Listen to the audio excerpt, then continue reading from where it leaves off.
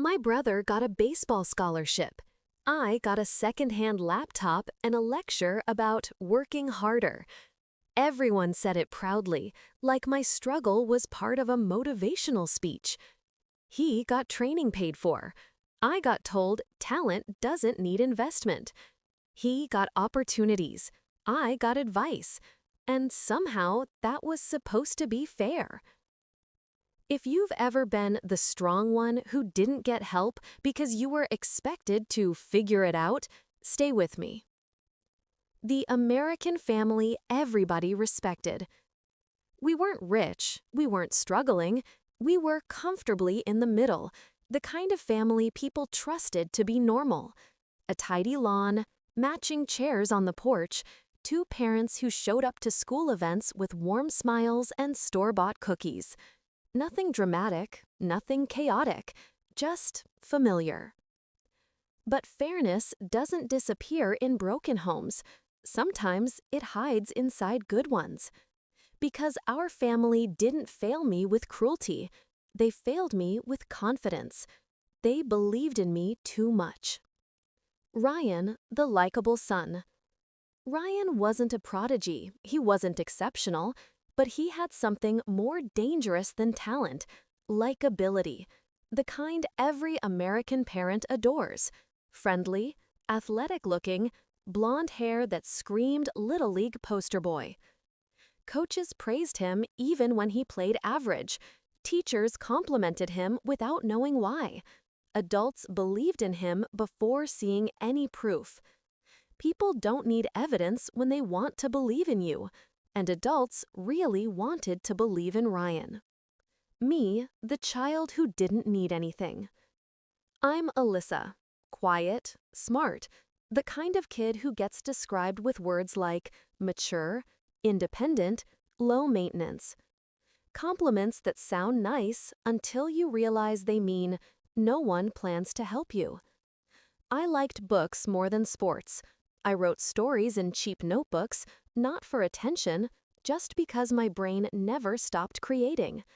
No gear, no trophies, no scoreboard for imagination.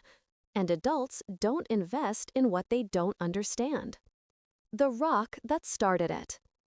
Ryan wasn't scouted, he wasn't discovered, he was noticed because he spent afternoons throwing rocks at our fence. Not baseballs, rocks. He'd pick one up, wind his arm back, and launch it across the yard like he was pitching in the MLB. The fence took hit after hit, thud, thud, thud, until the wood sounded bruised. One day, a neighbor walked by and said, "That boy's got an arm." A casual comment, a random observation, and suddenly my parents saw potential. Not because the throw meant anything, but because someone else said it did. That's how quickly belief can attach itself to a child. Bag versus baseball. That same week, I asked for writing lessons, just a simple request. Mom smiled, the kind of smile used for polite dismissal. "Honey, writing doesn't need classes, just keep practicing." But the next day, Ryan got signed up for private baseball training. Not with a school coach, with a paid professional. Because baseball needed investment, writing just needed confidence.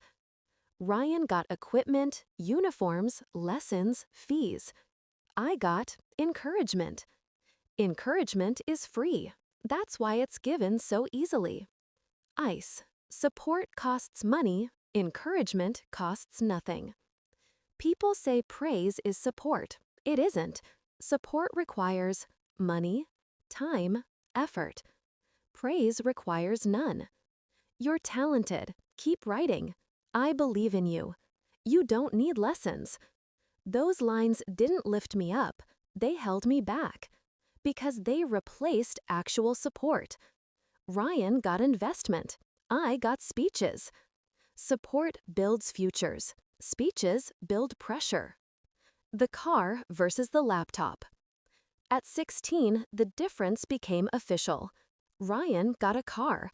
Not brand new, but good enough to feel like freedom. He needs it for practice, Mom said. He needs focus, Dad added. Meanwhile, I got a second-hand laptop. You'll need this to work hard for scholarships, they said. You're so capable, Alyssa. You'll do great things. Ryan got help so he wouldn't fall behind. I got responsibility so I could stay ahead. He got transportation. I got expectation. He got support. I got trust disguised as pressure. They didn't think I needed help. They assumed I didn't. Admiration can be neglect wearing a smile. The role I never picked. Ryan was the one to root for. I was the one to rely on. Parents invest where they fear failure. They rely where they assume success. Ryan got attention because they feared he wouldn't make it without them. I got nothing because they believed I'd make it on my own. They weren't unfair because they loved him more. They were unfair because they trusted me too much. People think favoritism is about extra love. Sometimes it's just uneven fear. I saw the hidden cost of belief. Our family believed in me so much that they left me alone with my dreams. They believed in him so much that they were willing to pay for his. That's when I realized being the strong one isn't a compliment. It's a role that excuses everyone from helping you. And when you grow up praised for your independence, you grow up never being supported. Love gave him opportunity. Love gave me advice. And both types of love were about to destroy our lives when someone tried to own his future. Opportunity doesn't always knock on the door. Sometimes it shakes your hand, smiles too wide, and pretends it's doing you a favor. That's how Mr. Carson walked into our lives. The man who bought respect. Carson Automotive wasn't a luxury brand. It wasn't glamorous, just reliable. Every car in town seemed to pass through his garages at least once. He was local wealthy, small town powerful. He donated to Little League teams, sponsored school events, gave discounts to teachers and firefighters. People didn't just respect him, they trusted him. Trust is more valuable than money because once people trust you, they don't question why you're doing something. That trust is what he used to buy our family, and he only spent 3 words doing it. Your boy's special. The praise that cost nothing. One afternoon, Ryan was washing cars behind the shop on his summer job. He grabbed a baseball we kept in the car trunk and tossed it around while waiting on dry towels. A board throw, a tired arm, nothing impressive. Mr. Carson walked out and caught the tail end of that throw with his eyes the way a hunter sees movement in the woods. Not impressed, interested. Kid, that's an arm. You ever get training? Ryan shrugged. No, sir. Carson clapped him on the back like he'd discovered gold. Then someone needs to get you the right training. That single sentence rewrote the next 2 years of our lives. Because parents don't hear praise, they hear prophecy. The gifts begin. The next week, Ryan came home with a glove. Not from Walmart, not from a clearance bin. A professional-grade mitt. He said it with zero awareness of the storm he was bringing in. Mr. Carson bought it. He said I should start practicing right. Dad's eyes widened like someone had just offered him free retirement. Mom's face lit up like she was seeing a scholarship walking through the front door. Baseball gear wasn't expensive to Ryan. It was love wrapped in leather. But gear is rarely the first payment. It's just bait. The sponsorship delivery man. Soon, the deliveries kept coming. Cleats with extra ankle support. Weighted balls for pitching drills. Batting gloves, even though Ryan was a pitcher. Tournament fees, covered by the sponsor. Private training sessions, as a gift. Boxes stacked in our garage like Christmas came early, repeatedly. Carson just believes in him, my mother said proudly. He sees potential, Dad added, feeling validated. Potential is a powerful drug. Once someone sees it in your child, you stop seeing the child. You only see the potential. The money we didn't spend. Ryan didn't understand how expensive everything was. Why would he? Kids don't see the price tag if they're not asked to pay. But my parents saw it. They saw how they saved thousands of dollars. Instead of questioning why a man would spend that much on our son, they justified it. It's a blessing. He's being generous. He wants to help the community. He sees something special in Ryan. And with every box, every fee waived, every lesson covered, my parents owed him a little more. Not money, loyalty. When someone funds your dreams, it stops feeling like support and starts feeling like debt. The moment we should have questioned it. One evening, Dad came home looking anxious, like someone gave him news that felt good and bad at the same time. Over dinner, he said, "Carson wants to expand his shops. He might need help with the loan paperwork." Mom's face softened instantly. "Well, after all he's done for Ryan, maybe you can help?" Not once did they ask, "Why is he investing in our son just to get to you?" Because they didn't think it was strange. They thought it was fair. Help for help, support for support, favor for favor. My brother's future had turned into currency, and my parents celebrated it like an honor. My observation from the sidelines. While Ryan was being invested in, I watched from the background, not ignored, not dismissed, admired in the wrong way.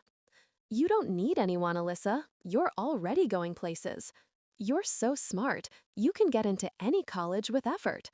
You're strong, you can earn everything. Their pride became my prison. They didn't help me because they believed in me. They didn't help him because they believed in him either. They helped him because they thought he needed saving. They didn't help me because they thought I didn't. Being capable is not a compliment. It's a loophole people use to deny you effort. The pieces I didn't see yet. At the time, I didn't know about the contract. I didn't know how far my father would go. I didn't know Carson wasn't supporting Ryan's dream. He was buying ownership of it. I just watched my family get comfortable with free help. But nothing free comes without expectations. Nothing generous comes with fine print. My brother wasn't being discovered. He was being claimed. The final straw of dependence. The night Mom proudly announced, Carson offered to sponsor Ryan's entire upcoming tournament season. Something inside me twisted. Not jealousy, recognition. They believed this was luck. I knew it was leverage. And leverage doesn't support you. It uses you. But I stayed quiet. Not out of fear, not out of confusion. I stayed quiet because quiet people are underestimated. And when you're underestimated, you can witness everything, and one day, you can expose it at the right moment. Carson thought he bought a future. My parents thought they protected one. Nobody realized they were signing my brother into a debt his life couldn't afford. Some people say the worst betrayals happen behind closed doors. But the truth is, the worst ones are signed on paper, with a pen that claims it's doing you a favor. That's what I learned the day I opened a letter that didn't belong to me. The envelope not meant for us. It was a thick envelope, heavy like it was holding something that didn't want to be found. Stamped, Carson Automotive Headquarters. Addressed not to my father, not to my brother, to someone we didn't know. At first, I didn't plan to open it. I wasn't snooping. I wasn't curious. I just happened to walk toward the garage to hand it to Dad, and I stopped. Because through the window, I saw him sitting on a stool, staring at nothing. Not working, not fixing something, not thinking. Just afraid. Fear isn't loud. It's quiet, still, heavy. And adult fear doesn't happen over nothing. So I turned around, went to my room, and opened the envelope. Not out of curiosity, out of instinct. Instinct that something was wrong with the way this dream was being handed to us. The fine print that owned my brother. Inside was a contract. Long, formal, cold, and specific in a way parents never warned us about. Loan amount, $250,000. Creditor, Carson Automotive. Business, expansion of automotive shops. Collateral, Ryan Hunter. Not the baseball equipment, not future profits, not sponsorship percentages. Ryan, his likeness, his endorsements, his athletic rights, his public image. The contract claimed ownership of my brother's future, not temporarily, not conditionally, completely. He wasn't being sponsored, he was being purchased, not with cash handed to him, but with debt signed behind his back. What the contract really said. The contract demanded that if the business failed, Ryan must promote Carson Automotive for free. Ryan must participate in all events as a spokesperson. Ryan cannot sign with any other company or sponsor. Ryan's image and likeness belong to Carson Automotive for marketing purposes. Any attempt to remove Ryan from the agreement requires $250,000 repayment.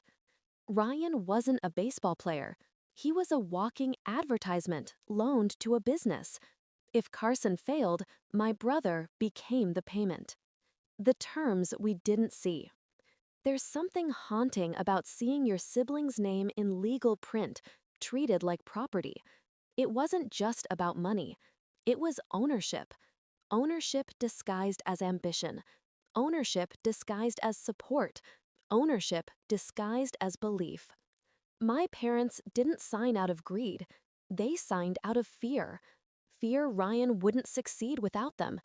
Fear that opportunity doesn't come twice. Fear that this was the only way to make him special. They didn't sign because they wanted to profit from him. They signed because they wanted him to matter. But in the process, they made him a product. Why I didn't scream. I didn't run downstairs to confront them. I didn't shout. I didn't expose anything. Because anger wouldn't solve this. It would only teach them how to hide better.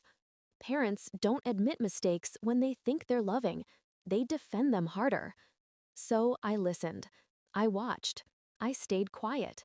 Not because I'm weak, because silence is how you learn what people truly believe. Silence is how you collect the truth. Silence is how you prepare to speak once. And once is enough. Watching the cost of a dream. My son is going somewhere. That boy has a future. He's destined for greatness. I heard versions of these lines from my parents for months. Every word was soaked in pride. But I also watched Dad come home with shaking hands. I watched him avoid opening mail. I watched Mom wake up at 3 a.m. pacing. People think pressure only crushes kids. It crushes parents too. They didn't sign Mayan into slavery because they didn't care. They signed him into ownership because they believed someone else could make him valuable. They traded choice for potential, and they never stopped to ask if Ryan wanted any of it. When a dream isn't your own. Ryan wasn't excited anymore. He didn't brag. He didn't practice with joy. He practiced because he had to, because a future was being built for him, not by him. Even before the contract, something felt forced. But after reading the agreement, I realized why. Ryan wasn't chasing baseball. He was being chased into it. He didn't grow into a dream. He grew into an obligation. The trap of good intentions. My parents never saw the trap forming because it looked like help. Good grades don't get sponsors. Baseball do. Writing doesn't get investors. Sports do. Helping a kid become an athlete looks noble. Helping a kid write books looks optional. No one invests in quiet talent. They invest in public dreams because public dreams can pay them back. The moment I made a decision. I didn't keep the contract because I wanted revenge. I kept it because I wanted proof. Proof that belief isn't always love. Proof that support can become ownership. Proof that dreams can be sold without a child knowing. And I knew I couldn't expose it alone. I needed a stage. Some truths can't be whispered. They need an audience. So I waited. Not to destroy anyone, not to embarrass my family, to free my brother. Because no one should owe their life to alone. Some people think truth belongs in private conversations, but some truths refuse to stay small. They need to be witnessed. They need a stage. And the perfect stage was already being built for a dream my brother never chose. A game built on debt. Tournament day looked like a festival. Vendors set up tents selling snacks and merch. Families brought foldable chairs, coolers, and umbrellas. Kids ran around with foam fingers, jerseys, and face paint. Everywhere I looked, I saw Ryan's name. Homemade posters, printed banners, t-shirts with his number. To the town, he wasn't a teenager anymore. He was a symbol, a story, proof that small-town kids can do big things. No one knew the price tag attached to that story. Not yet. The hype builds. The announcer's voice boomed through the speakers. "Ladies and gentlemen, let's welcome our very own rising star, Ryan Hunter." The crowd erupted. Not polite clapping, not supportive applause. Worship. My mother stood taller, chest lifted with pride. Dad adjusted his jacket like someone might interview him at any moment. Mr. Carson stood behind them, arms folded across his chest, smiling like a man who already owned the future. And Ryan walked out onto that field, not proud, just obligated. He didn't beam or wave or soak in the cheers. He looked like someone trying to carry something heavy without dropping it. The introduction no one expected. Then the announcer added, "And before the ceremonial first pitch, Ryan's sister, Alyssa Hunter, would like to say a few words." The crowd clapped automatically, like they were programmed to support anything connected to him. My parents turned to me, confused but excited. They thought I'd deliver a little speech, something inspirational, something cute. They still didn't understand me. They thought silence meant compliance. They never realized silence learns. The microphone moment. I walked to the mic. Not nervous, not shaky, calm. Because truth doesn't make you anxious when you know it's time. I held the envelope in my hand, not waving it, just carrying it like a fact. I looked at the crowd, then at Ryan, and then at the man who owned his future. I started with 6 words. My brother didn't get here alone. The crowd clapped again, too soon. Then I continued, and he didn't get here freely either. Silence fell faster than a dropped bat. The truth hits the field. I didn't yell. I didn't perform. The truth didn't need volume. It needed clarity. Everything you're cheering for today has been paid for through a contract my parents signed with Carson Automotive. People frowned, whispering, "This wasn't charity. It was collateral." The word collateral echoed. Phones came out, not to clap, to record. My dad stepped forward like he might stop me. My mom froze in place. I opened the envelope, held up the contract. This document names my brother, Ryan Hunter, as a marketing asset in exchange for a business loan. If the company fails, Ryan legally belongs to the brand. Gasps, questions, disbelief. Someone yelled, "You can't do that to a kid." I didn't respond. The contract did that for me. Carson breaks character. Mr. Carson stepped forward, voice strained but trying to sound polite. "That's not how it works. She's misunderstanding." A man in the crowd cut him off. "You signed a child into debt?" A parent shouted, "You're using him." Others joined in. "That's exploitation. He's a minor. This is illegal." Carson's confident smile collapsed, replaced by something raw, panic. He reached toward me as if he could physically take the truth back. But he didn't grab me. Security stepped between us. Not because he was violent, because he was desperate. People don't protect kids from bad men who look dangerous. They protect kids from bad men who look helpful. Boy, Ryan's view from center stage. Ryan walked toward me from the field, not angry, not embarrassed, confused. He didn't know about the contract. He didn't know his dream was a transaction. He looked at Dad first. "Is this true?" Dad's mouth opened, but nothing came out, because lies don't survive truth spoken publicly. Mom whispered, "It's not what it sounds like." Ryan shook his head slowly. "It sounds like someone owns me." He wasn't crying. He was breaking sober. There's something worse than watching your dream collapse, realizing it was never your dream. Center stage turns. People weren't cheering anymore. They were demanding answers. To my parents, to Carson, to the league officials, to the organizers. No one asked me anything. Because I wasn't the star of the moment. I was the mirror. I held the truth to a town that didn't want to see how ambition can become a business. Ryan wasn't a prodigy anymore. He was a transaction on display. The crowd didn't want a show anymore. They wanted justice. And that's more terrifying than applause. The walk away. I set the microphone down gently. Not dropped, not slammed. Because truth didn't destroy anything today. It revealed what was already broken. I walked away. Ryan stayed in the middle of the field, no longer a rising star, just a boy who deserved to choose his life.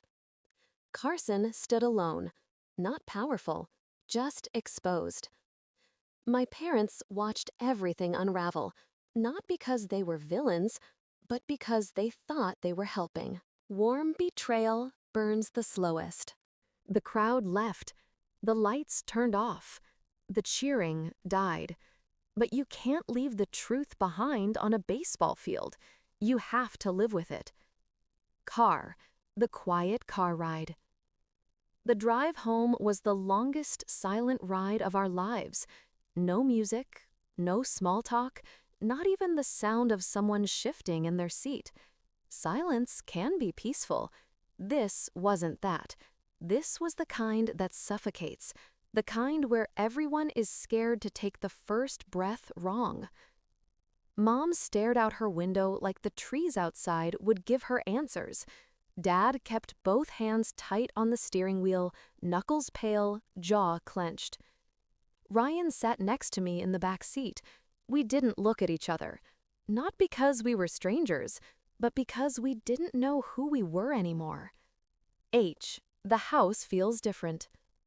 The moment we walked inside, our home didn't feel like our home.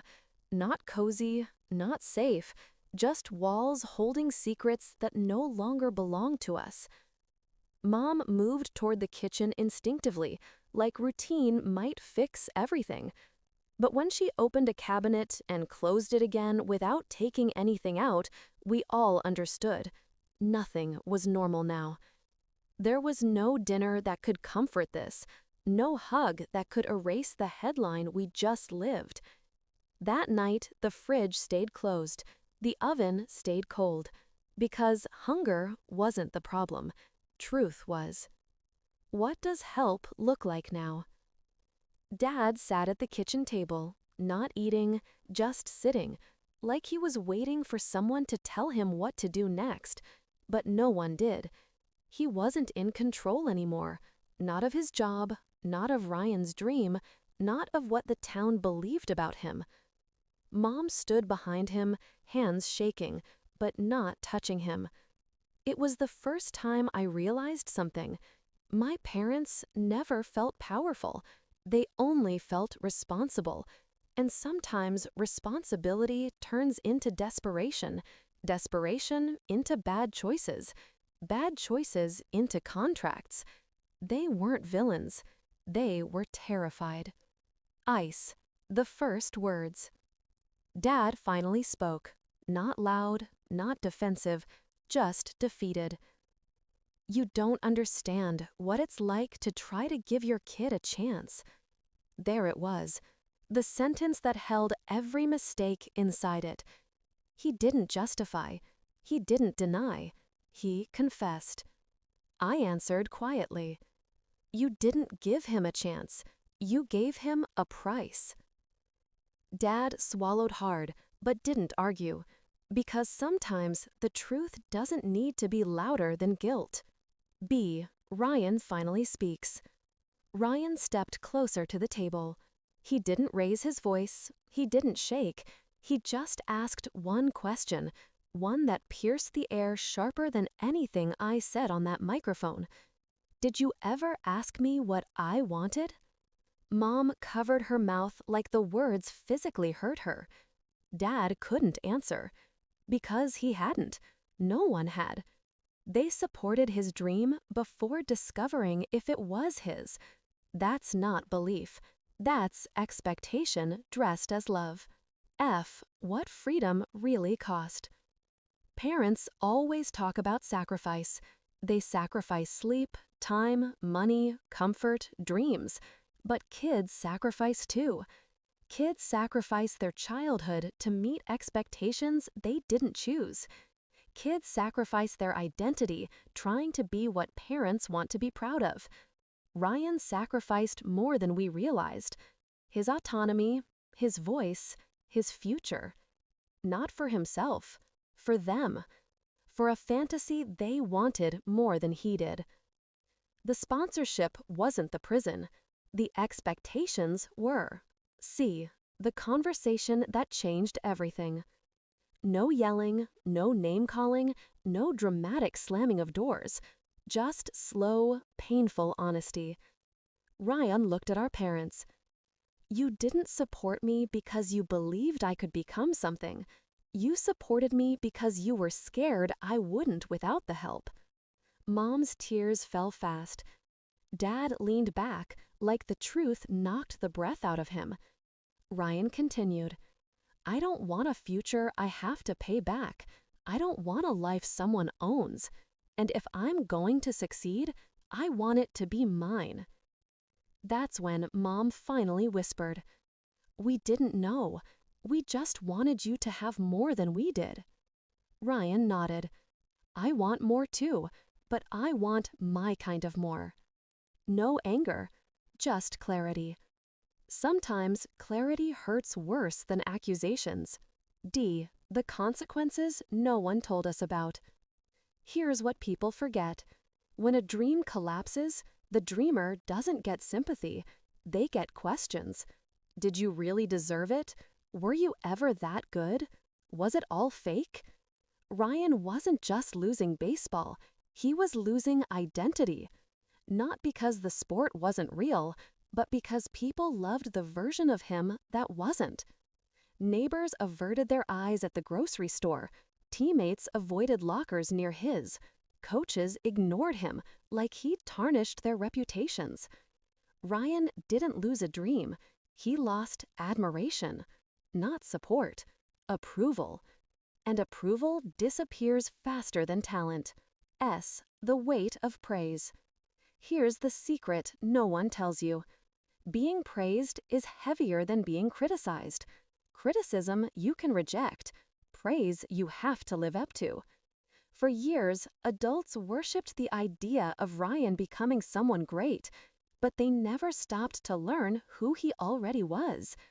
Now, they didn't know what to do with him, and neither did he. The night ends without finishing. We didn't resolve anything that night. There were no solutions, no forgiveness, no sudden closure. Just a family learning that love doesn't fix mistakes. Understanding does. Mom wiped her face, eyes red. Dad whispered, "We'll figure this out." Not bravado, not confidence, just humility. Ryan nodded, and I stayed silent. Not because I held the power that exposed everything, but because sometimes the one who speaks becomes the one who watches. My role wasn't to fix anything.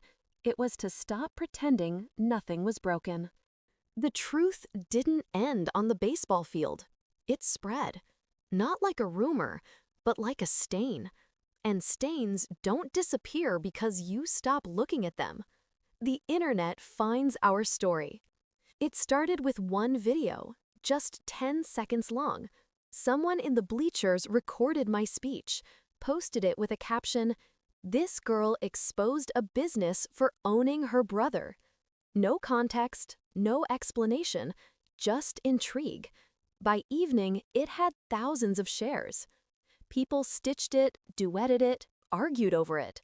Suddenly, strangers debated our lives like they'd known us forever. She saved him. That family's toxic. No one should sign a kid like property. She ruined her brother's career. Maybe he wanted it. Everyone had an opinion, but no one had the truth, not the full truth. The news picks it up.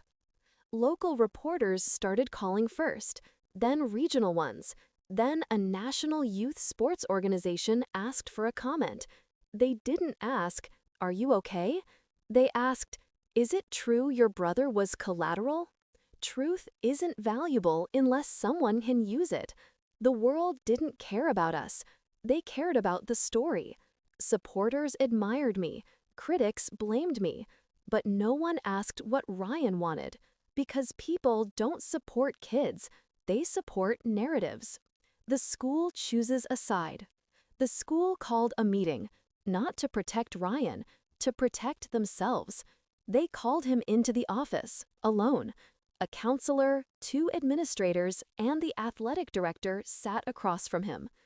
They didn't offer help. They offered distance. "We need to clarify your involvement. We were unaware of outside funding. This puts our program at risk." Not once did someone say, "How are you feeling?" They didn't want him to be okay. They wanted him to be uninvolved. Coaches who once praised him avoided eye contact. Some teammates whispered, "Was he even good enough? Was the hype fake? Did we lose games because the school rigged stuff?" His skill wasn't on trial. His identity was. The friends who disappear. Ryan's closest friend, his catcher, didn't text back anymore. No, "How are you?" No, "This sucks, man." Just silence. Teens don't abandon friends from cruelty. They abandon them to avoid the fallout. People avoid pain that doesn't belong to them. That's how isolation happens. Not through insults, through absence. Mr. Carson fights back. The first sign of retaliation came in a letter. His lawyer wrote, "Defamation, breach of confidentiality, and damages to Carson Automotive's brand." Mom gasped when she read it. Dad closed his eyes like the words were a punch. Carson didn't care about Ryan's future. He cared about his investment. He hadn't lost a child's career. He'd lost a billboard. And he wanted compensation. Dad paced the living room. We didn't break the contract. We exposed it. But it didn't matter who was right. Only who could afford to be. Financial fear hits hard. Dad's job suspended him pending review. Not fired, just frozen. Frozen pay, frozen benefits, frozen reputation. Over paperwork he regretted signing, but couldn't take back. Mom didn't sleep anymore. She sat on the couch watching news alerts flash across her phone, not because she cared about commentary, because she was waiting for the one message no mother wants. You ruined your son. But the truth? She hadn't ruined him. She'd forgotten to ask him who he wanted to be.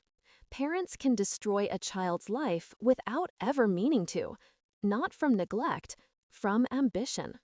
Ryan's breakthrough. After a week of silence, fear, and questions, Ryan came downstairs wearing jeans and a polo shirt. Not an athletic jersey, not team colors. He held a folded flyer in his hand. Now hiring grocery associates. Mom frowned. "You don't need to rush into anything."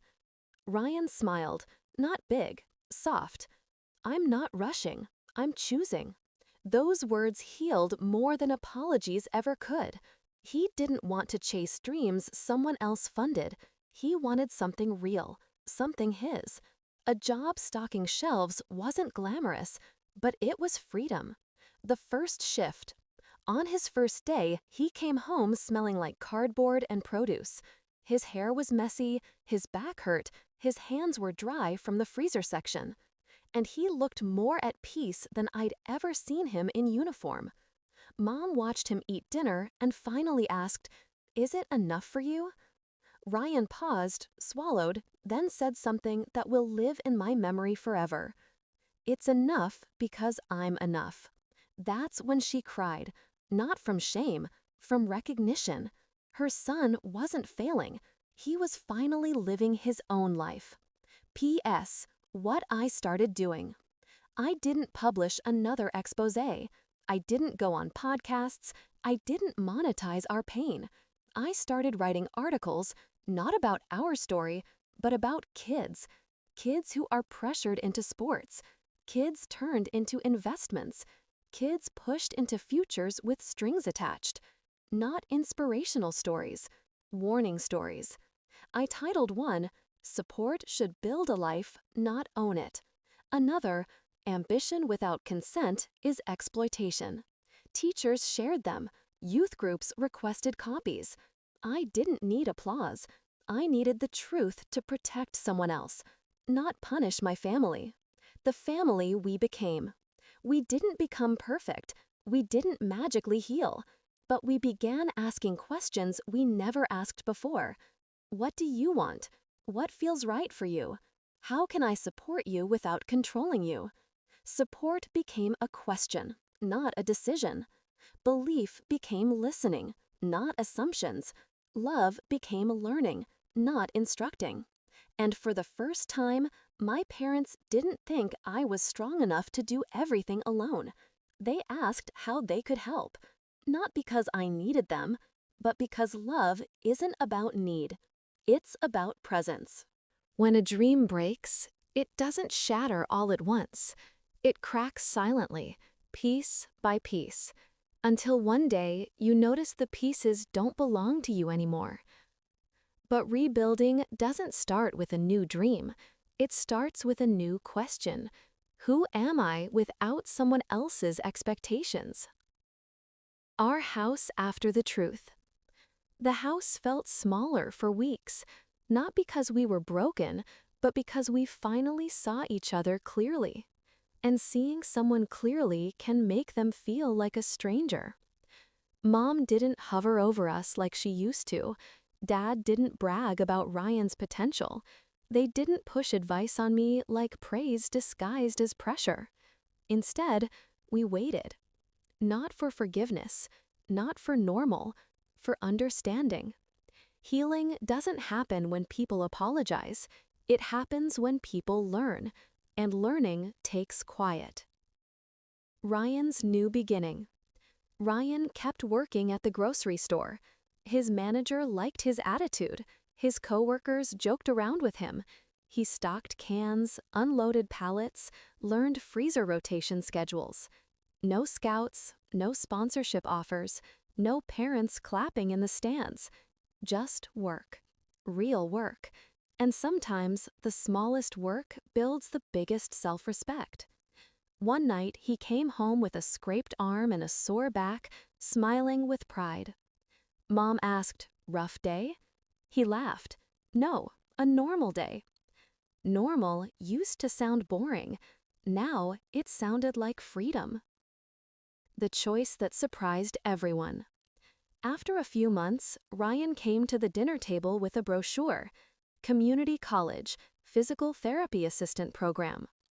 Dad stiffened a little, not in disapproval, in surprise. You want to stay local?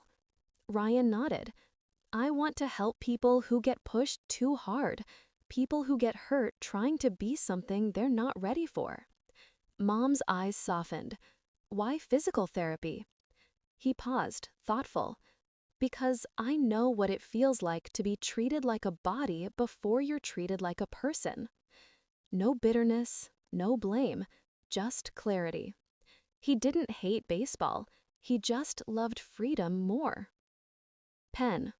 My future finally real. Meanwhile, my writing wasn't a hobby anymore. Universities reached out. Editors shared my articles. I got accepted into a writing program with a scholarship that didn't require selling my future, signing away rights, or becoming a spokesperson. No debt, no ownership, just education. The letter said, "We are invested in your voice. Not my image, not my market value, my voice." Support without strings is rare, but when it comes, it feels like permission to exist fully.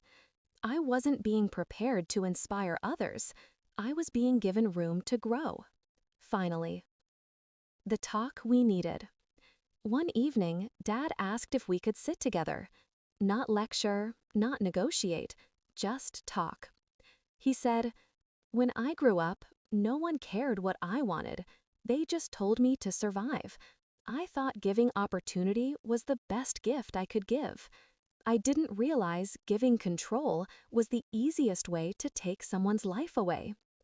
Mom added quietly, "We thought strength meant you didn't need help.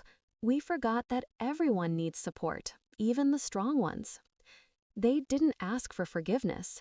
They asked for permission to do better. That matters more than being sorry. The change in our home. Support in our house changed. Not the volume of it, the shape of it. It sounded like, "What do you need from me?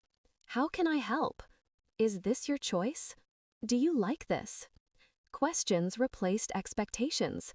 Curiosity replaced pressure. And listening replaced advice. We stopped trying to mold each other into dreams. We started building a family where dreams belonged to the person who dreamed them. Freedom first, ambition second, not the other way around. The day we both moved forward. On my first day of college, Ryan drove me. In his old used car, the one he now maintained himself like it was part of his story, not his spotlight. He parked outside the campus building and said, "You always had talent, but now you have support. Don't forget, you deserve both." I smiled. "Same to you." He shook his head. "I don't need talent anymore. I just want purpose." That's when I realized we both stopped trying to be impressive. We started trying to be happy. And that's harder, but worth it. Brain, the heart of this story. This was never a story about baseball, or writing, or money. It was a story about how easy it is to confuse investment with love, and how dangerous it is to assume the strong one doesn't need help. It's about how dreams can become debts, and how support without listening becomes control. It's about how parents must let go of the version of their child they're trying to build, so they can meet the child who already exists. Ethic. What our family became. We didn't become a perfect family. We became an honest one. We stopped treating potential like a race. We stopped treating talent like proof of worth. We stopped treating independence like strength. Now, we treat each other like humans, not projects, not investments, not expectations, just people learning life at their own pace. There are two kinds of opportunities in life, the kind that lift you and the kind that own you. And there are two kinds of advice, the kind that guides you and the kind that replaces you. Support isn't about pushing someone to succeed. Support is asking who they want to be, because dreams don't need ownership. They need freedom. And talent doesn't pressure, it needs consent. If you believe every voice deserves support, not ownership, subscribe so you don't miss the next story that finally gives quiet people a voice. And comment, "My future is my choice."